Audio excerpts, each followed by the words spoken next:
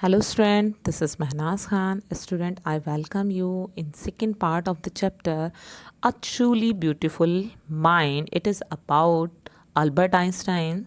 This is your fourth chapter, student, from your Bihai book. As you know, in the previous part of this chapter, we have studies about the earlier life of Albert Einstein. Albert Einstein के बचपन के बारे में हमने पढ़ा.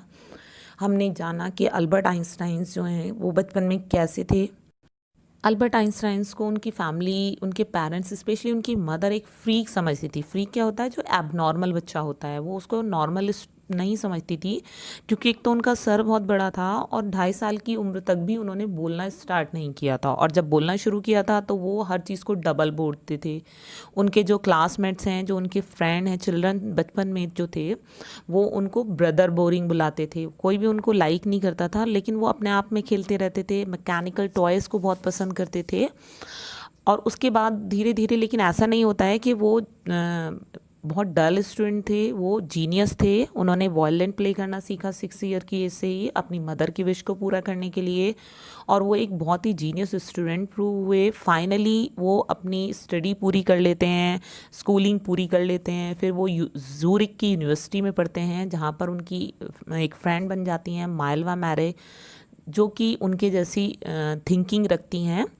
और उसके बाद वो जब अपनी स्टडी कंप्लीट कर लेते हैं, पेटेंट ऑफिस में वो जॉब करते हैं. और वहाँ पर जॉब करते करते वो अपनी खुद की इन्वेंशन करते हैं. और उन्होंने अपना फर्स्ट पेपर पब्लिश कराया था, जो रिलेटिविटी से बेस थ्योरी दी थी. उसमें उसमें हमने क्लॉक्स के बारे में पढ़ा था कि अगर क्लॉक्स जो हैं, 2 क्लॉक्स हैं, अगर उन्होंने अलग अलग डिस्टेंस को कवर किया है तो वो टाइम में डिफरेंट हो जाएंगी, सेम टाइम शो नहीं करेंगी. ये उनकी रिलेटिविटी थी. So today we will continue our second part. Rest of explanation we will study now. Student, this was the example given by Albert Einstein's. उन्होंने ये एग्जाम्पल दिया था कि एक दो क्लॉक ले लेते हैं और उनमें सेम टाइम देने के बाद जब उनकी डिस्टेंस कराई जाती है और वो काफ़ी डिस्टेंस को कवर करके आते हैं तो उनका टाइम बहुत चेंज हो जाता है और एक फास्टर चलती है. उससे उन्होंने ये प्रूव किया था कि time and distance are not absolute. From this followed the world's most famous formula which describe the relationship between mass and energy. E equal to mc square. यहाँ पर वो कह रहे हैं कि उन्हीं की इस थ्योरी के बेस पर बाद में एक फॉर्मूला बना मास और एनर्जी का, E equal to M C square. उसमें क्या बताया जाता है कि in the mathematic equation E stand for energy, M for mass and C for speed of the light in vacuum. Vacuum क्या होता है? वैक्यूम एक निर्वात की कंडीशन होती है जहाँ पर हवा नहीं होती है, विदाउट एयर. तो एयर में लाइट की स्पीड क्या होती है? अबाउट 3 लाख किलोमीटर पर सेकेंड. अब ये बिल्कुल साइंटिफिक हो गया, फिजिक्स की थ्योरी है. एक साइंस से बिलोंग करने वाला स्टूडेंट इसको बहुत अच्छे से समझ सकता है, बट एक नॉर्मल पर्सन जो कि साइंस से में बहुत ज़्यादा इंटरेस्टेड नहीं है, उसकी समझ में ये नहीं आएगा. तो उसको एक सिंप्लीफाई करते हुए उन्होंने एक एग्जाम्पल दिया. When you sit with a nice girl for 2 hours, अगर तुम किसी अच्छी लड़की के पास 2 घंटे बैठे हो, it seems like 2 minutes. ये लगेगा कि तुमने सिर्फ उसके साथ 2 मिनट्स का टाइम स्पेंड किया है. And when you sit on a hot stove for 2 minutes, अगर तुम्हें जलते हुए चूल्हे के ऊपर 2 मिनट के लिए बैठा दिया जाए, इट सीम्स लाइक 2 hours. और ये कैसा लगेगा? 2 घंटे का टाइम लगेगा. This is relativity. Albert Einstein's क्या कह रहे हैं कि अगर हमारा टाइम बहुत अच्छी जगह गुजरता है, किसी अच्छी कंपेनियन के साथ गुजरता है, तो हमें एक लेंथी टाइम भी बहुत छोटा लगता है. हमें लगता है कि अभी और हमें उससे बात करनी चाहिए. और अगर हम क्रिटिकल कंडीशन में होते हैं, मिजरेबल कंडीशन में होते हैं, तो वहाँ का एक एक पल जो है हमारे लिए बहुत हार्ड होता है और वो हमें बहुत लंबा टाइम लगता है. तो ये उन्होंने रिलेटिविटी से बताया है कि टाइम डिपेंड करता है कि हमने उसे किससे रिलेट किया है. While Einstein was solving the most difficult problem in physics, जब आइंस्टाइन फिजिक्स से रिलेटेड डिफिकल्ट प्रॉब्लम को सॉल्व कर रहे थे, his private life was unrevealing. Unrevealing means starting to fail. उनकी प्राइवेट लाइफ जो है फेल होने शुरू हो गई, उसमें प्रॉब्लम्स आने लगी. क्या problem I? Albert had wanted to marry Malva right after finishing his studies. अब जो उनकी बेस्ट फ्रेंड थी मालवा मैरिक, तो उनसे वो अल्बर्ट आइंस्टाइन शादी करना चाहते थे. कब शादी करना चाहते थे? उन्होंने प्लानिंग की थी कि उनकी जैसे स्टडी पूरी हो जाएगी तो वो दोनों शादी कर लेंगे. But his mother was against it. उनकी जो मदर थी पॉलिन आइंस्टाइंस, वो इस चीज़ को बिल्कुल भी पसंद नहीं कर रही थी, वो इसके अगेंस्ट थी. She thought Malva, who was 3 years old than her son, वो मालवा जो उनसे 3 साल बड़ी थी उम्र में, वो ये सोचती थी कि वो उनके बेटे के हिसाब से was too old for him. वो आइंस्टाइंस के अकॉर्डिंग बहुत बड़ी हैं. एक्चुअली क्या होता है कि सभी पेरेंट्स चाहते हैं जो पेयर बनाया जाता है गर्ल्स एंड बॉयज़ का, दूल्हा दुल्हन का, तो गर्ल्स की एज कम ही होती है. बट यहाँ पर ये क्या था, यहाँ उल्टा हो रहा था कि मालविया जो है 3 साल बड़ी थी. 3 साल बड़ी थी तो उन्हें बिल्कुल पसंद नहीं था. वो कोई भी सास ये नहीं चाहेगी कि इसकी बहू उनके बेटे से. She was also bothered by Mileva intelligence. अब वो बोदर्ड मीन्स किसी चीज़ के लिए वरीड होना. वो बहुत ज़्यादा चिंतित थी मालवा के इंटेलिजेंस को लेकर, क्योंकि वो बहुत इंटेलिजेंट थी. वो इतनी इंटेलिजेंट थी जैसे Albert Einstein. And she is a book like you, his mother said. उनकी माँ ने क्या कहा? ये तो एक बिल्कुल किताब है तुम्हारी तरह बनी बनाई. अब क्यों कहा उन्होंने? क्योंकि सभी जो सास होती हैं उनकी विश होती है कि उनकी जो बहू आए वो घर संभाले, उनकी सेवा करे और सारी रिस्पॉन्सिबिलिटी उठाए. बट वो तो ये कुछ नहीं करने वाली थी. क्यों? क्योंकि वो तो बहुत ज़्यादा, वो उन्होंने भी ऐसे स्टडी की थी, वो भी ऐसे इंटेलिजेंट थी, उन्हें भी बुक में इंटरेस्ट था, उन्हें बाकी चीज़ों में इंटरेस्ट नहीं होता है. तो वो उनको बहू नहीं बनाना चाहती थी, क्योंकि वो समझती थी कि ये रिलेशन जो है नहीं चल पाएगा. अब लेकिन आइंस्टाइन अपनी ज़िद पर अड़े थे, उन्हें उन्हीं से शादी करनी थी. तो Einstein put the wedding of. उन्होंने डिसीजन लिया कि वो शादी ही नहीं करेंगे. अगर वो शादी करेंगे तो मालवा से करेंगे, अदरवाइज वो शादी नहीं करेंगे. अब उनकी मदर को मजबूर होना पड़ा. The pair finally married in January 1903. और जो ये पेयर है मालवा और आइंस्टाइन का, उन्होंने शादी की जनवरी में 1903 में. And had 2 son. उनके फिर 2 बेटे भी हुए. But a few year later the marriage faltered. Falter means weak हो जाना, मतलब उनका जो मैरिज का रिलेशन है वो कमज़ोर होने लगा. Malwa meanwhile was losing her intellectual ambition and becoming an unhappy housewife. अब मालवा ने बहुत ज़्यादा पढ़ाई की थी. हर बच्चे की विश होती है कि वो सक्सीड हो, अपने सपनों को पूरा करे. तो यहाँ मालवा जो थी वो एक हाउसवाइफ बनकर रह गई थी. जो उनकी अपनी एम्बिशन थी इन्वेंशन करने की, अपनी लाइफ में आगे बढ़ने की, वो सारी चीज़ ख़त्म हो गई थी. एक हाउसवाइफ, एक मदर के रोल को प्ले कर रही थी. अगर आप बच्चों अपने घर में ऑब्जर्व कर रहे हो तो आपकी मदर जो है कितना काम करती हैं, आपको आपकी केयर करती हैं, आपको हर चीज़ लंच ड्रेस सब कुछ प्रिपेयर करके देती हैं, आपके पापा का ध्यान रखती हैं. तो सारा दिन इतने ही काम होते हैं, उसके बाद उनके लिए पर्सनल लाइफ के लिए उनके पास टाइम नहीं होता. अब अगर किसी की कुछ विश हो बनने की, तो वो जो है एक फ्रस्ट्रेशन की कंडीशन में आ जाता है. वो फ्रस्ट्रेट हो जाता है कि उसके सपने पूरे नहीं हुए हैं, वो बनना कुछ और चाहता था और वो बनकर कुछ और रह गया. सेम मालवा के साथ होता है. वो एक हाउसवाइफ बनकर रह गई. अब वो बहुत अनहैप्पी रहने लगी, उदास रहने लगी, इरिटेट रहने लगी. After years of constant fighting, the couple finally divorced in 1919. Marriage कब हुई थी? 1903 में. और डिवोर्स कब हो गया? 1919 में. उनको फाइनली उन्होंने एक दूसरे से तलाक ले ली, एक दूसरे से अलग हो गए. Einstein married his cousin Elsa the same year. Einstein's की मदर को जो लड़की पसंद थी, उनकी कज़न थी एल्सा, उसी साल वो उससे शादी कर लेते हैं. Einstein's new personal chapter coincide with his rise to world fame. अब आइंस्टाइंस ने अभी रिलेटिविटी से रिलेटेड एक थ्योरी दी थी. अब उनका दूसरा चैप्टर आता है जो कंसाइड्स मीन्स हो ना, किसी से मतलब कोइंसिडेंट हो जाना, दो चीज़ें, दो इंसिडेंट होना। अभी एल्सा से उनकी शादी हुई, एक तो ये तो हैप्पी मोमेंट था उनके साथ, फिर उनकी जो वर्ल्ड फेम भी बढ़ गया उनका। कैसे बढ़ा? इन 1915 he had publish his journal theory of relativity. उन्होंने अपनी एक जर्नल थ्योरी दी रिलेटिविटी से related, which prove a new interpretations of gravity. Interpretations क्या होता है? उसका वर्णन करना, उसकी व्याख्या करना। ग्रेविटी के बारे में बताया उन्होंने। ग्रेविटी क्या होता है? जो हमारी अर्थ की पार होती है, हर चीज़ हमारी अर्थ पर गिरती है, जिसको हिंदी में गुरुत्वाकर्षण भी कहते हैं, जो ऊपर से सारी चीज़ आती है, उससे रिलेटेड उन्होंने अपनी एक थ्योरी दी। अब क्या थ्योरी दी थी? उन्होंने कहा an eclipse of sun in 1919 brought proof that it was accurate. उन्होंने 1915 में ये थ्योरी दे दी थी, और जो 1919 में सोलर एक्लिप्स होना था उसके बारे में उन्होंने जो थ्योरी दी थी वो उसमें एक्यूरेट प्रूव होती है, बिल्कुल सही साबित होती है। Einstein had correctly calculate in advance the extents to which the light from fix star would be deflected through the sun's gravitational field.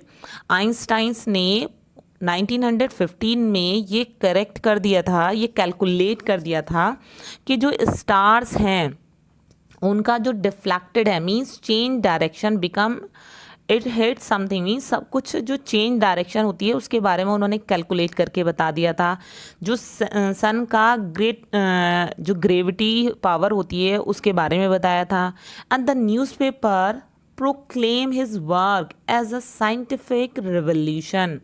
अब उन्होंने क्या थ्योरी दी थी? उन्होंने इक्लिप्स पे बताया कि जैसे अगर हम अर्थ पर देखें, you can see here in this picture, earth is here.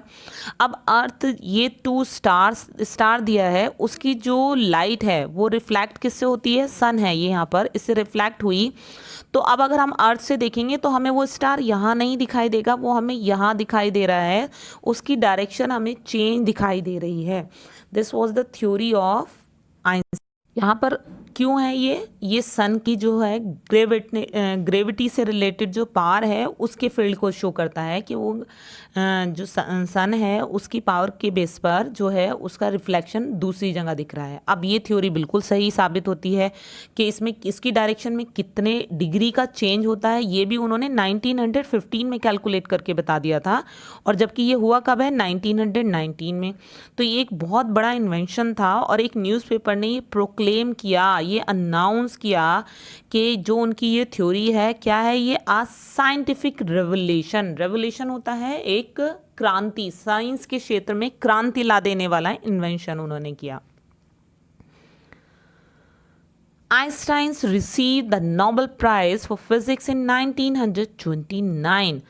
Student, Nobel prize जो एक फेमस प्राइज़ है जो अल्बर्ट नोबेल के बाद से शुरू हुआ है, और वो 1895 से स्टार्ट किया गया था, 1895 से, और फर्स्ट नोबेल प्राइज़ दिया गया है 1901 में। तो ये वर्ल्ड फेमस प्राइज़ है। जो भी कोई किसी भी फील्ड में बहुत ज़्यादा सक्सेस होता है, इन्वेंशन करता है, उसको भी नोबेल प्राइज़ दिया जाता है। तो लिटरेचर के फील्ड में भी दिया जाता है, शांति मेंटेन करने के लिए भी दिया जाता है। तो इनको नोबेल प्राइज़ कब मिला? 1921 में, उनकी फिजिक्स की थ्योरी के ऊपर। And he was showered with honours and invention from all over the worlds. और उनके ऊपर जो है शावर होने लगी, बारिश होने लगी ऑनर्स की, सम्मान की, इनामों की, प्राइज़ की, उनके इन्वेंशंस के बेस पर, और सारे संसार में। And lauded by the press, newspaper ने सारे संसार में उन्हें वर्ल्ड फेमस कर दिया उनकी थ्योरी के बेस पर।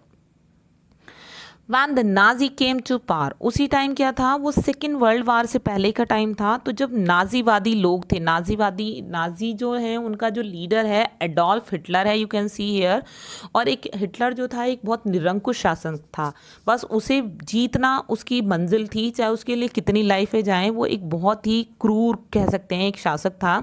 तो उसने अपनी पावर बढ़ाई in Germany. In 1933 Einstein's immigrated to the United State. Immigrate हो जाना, leave one's own country in order to settle permanent in another. जब नाजीवादी अपनी पावर बढ़ाने लगे तो आइंस्टाइन ने क्या किया कि वो अब जो है जर्मनी को छोड़कर चले गए। कहाँ चले गए? यूएसए में, यूनाइटेड स्टेट ऑफ अमेरिका में चले गए, क्योंकि वो इसके फेवर में नहीं थे। 5 years later, the discovery of nuclear fission in Berlin had American physicists in an uproar। अब क्या होता है, 5 साल बाद जब वो यूएसए में चले गए तो वहाँ पर एक न्यूक्लियर फिजन, न्यूक्लियर से रिलेटेड इन्वेंशन होने लगी, न्यूक्लियर बम बनाया जाने लगा। Berlin is a city, Berlin city में, और जो अमेरिका के फिजिक्स थे वो अप्रोर हो गए, मीन्स फिजिक्स से रिलेटेड जो इन्वेंशन करने वाले थे, साइंटिस्ट थे, वो अप्रोर हो जाना, बहुत ज़्यादा परेशान हो गए। Many of them had fled from fascism, बहुत सारे लोग वहाँ से उनके फासिज्म से भागने लगे। फासिज्म क्या है? फासिज्म मीन्स एक निरंकुश जो है, एक थ्योरी है, वो अपने आप को ग्रेट और पावरफुल मानते हैं, और उनके आगे जैसे एडोल्फ हिटलर की नाजीवादी थ्योरी थी, ऐसी फासिज्म थ्योरी थी कि वो अपनी पार को शो करने के लिए, अपनी शक्ति को शो करने के लिए वो किसी भी हद को पार कर सकते थे। तो लोग इनसे डरने लगे, क्योंकि उस टाइम न्यूक्लियर बम बनाया जा रहा था।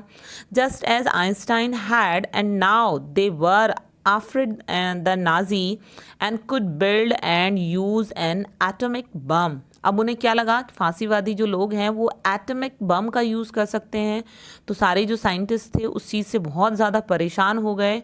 अब आइंस्टाइंस तो जर्मनी छोड़कर अमेरिका आ गए थे, लेकिन यहाँ पर भी अमेरिका में भी यही जो है मिशन चल रहा है, तो इससे बहुत ज़्यादा परेशान हो गए लोग। At the urging of colleagues, Einstein wrote a letter to American President Franklin D. Roosevelt on 2 August 1939।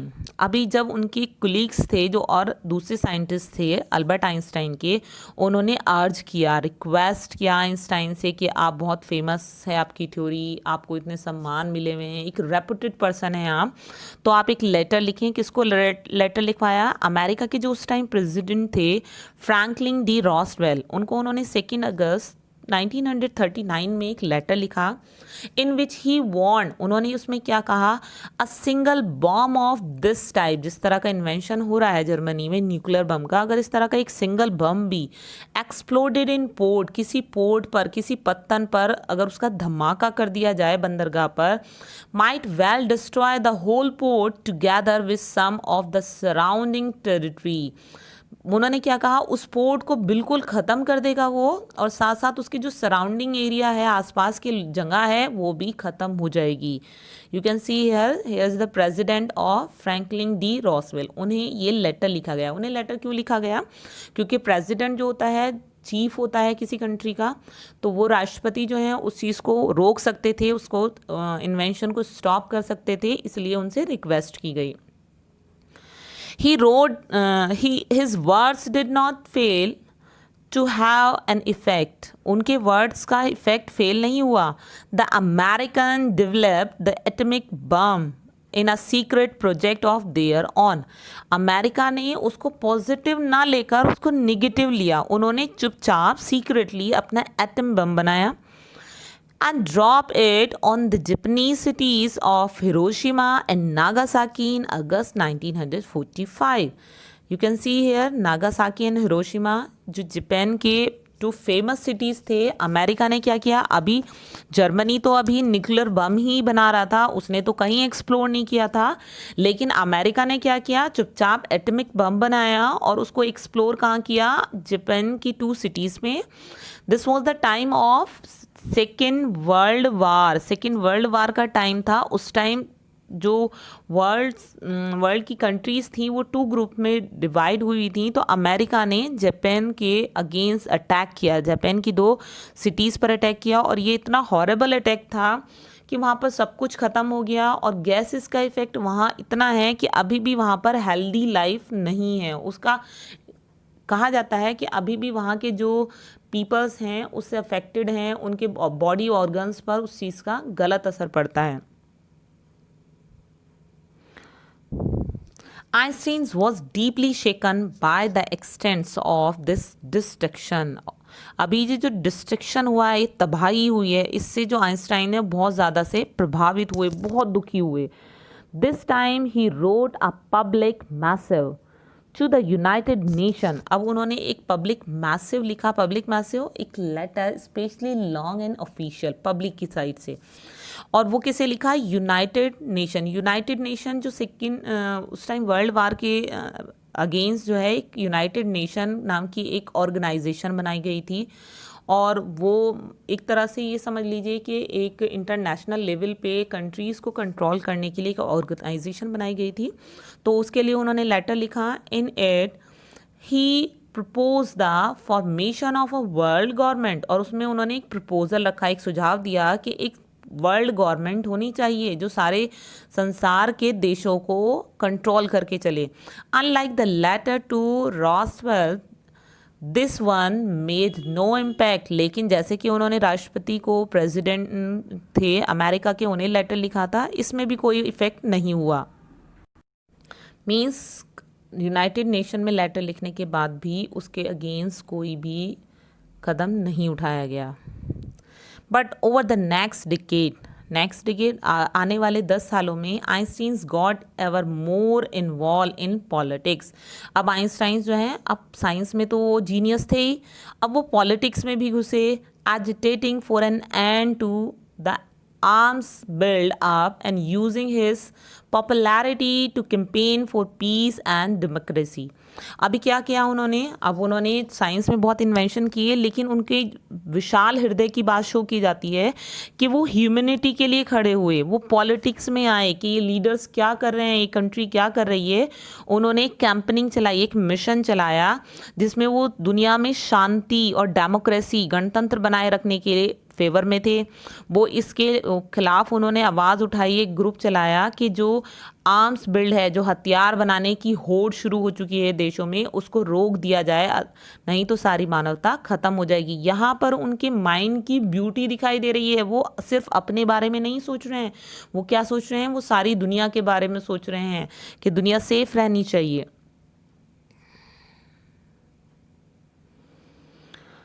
When Einstein died in 1955 at the age of 76, he was celebrated a visionary and world citizens as much as scientific genius।